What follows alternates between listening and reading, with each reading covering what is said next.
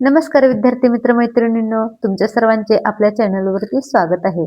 मैत्रिणींनो, आज प्रजासत्ताक दिनानिमित्त आपण या व्हिडिओमध्ये भाषण पाहणार आहोत. चला तर सुरुवात करूया. हा देश कोणाच्या दयेवर उभा नाही, हा देश उभा आहे संविधानावर. नमस्कार मित्रांनो, आज 26 जानेवारी. आज भारताने स्वतःला ओळख दिलेला दिवस. आजचा दिवस फक्त सुट्टी नाही, आजचा दिवस म्हणजे भारताचा कणा, संविधान. हा व्हिडिओ शेवटपर्यंत पहा, कारण शेवटी एक अशी शपथ आहे जी तुमचे विचार बदलू शकतो. प्रजासत्ताक दिन म्हणजे काय?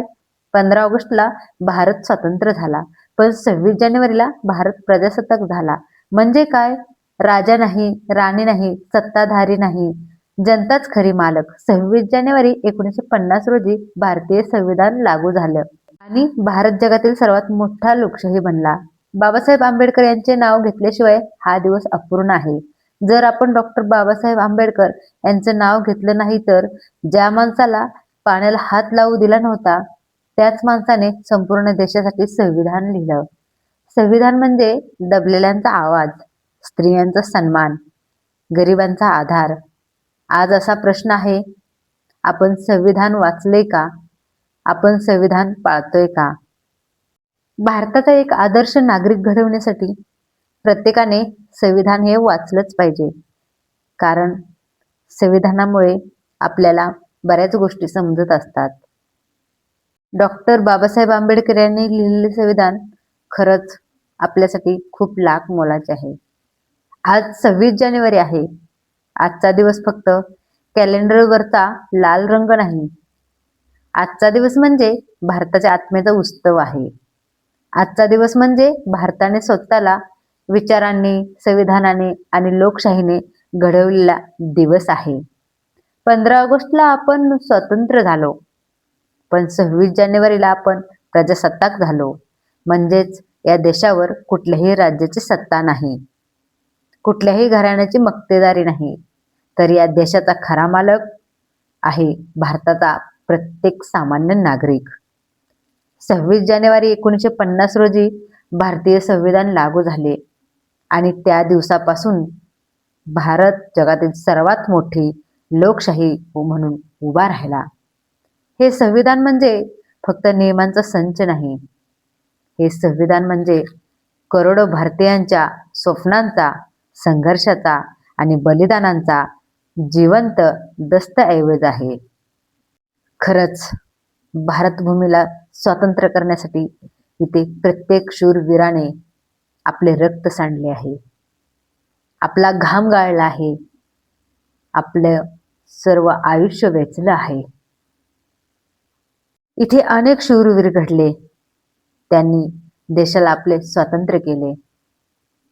आपण खूप भाग्यवान आहोत की आपल्या देशाला अनेक वीरपुत्र लाभलेले आहेत.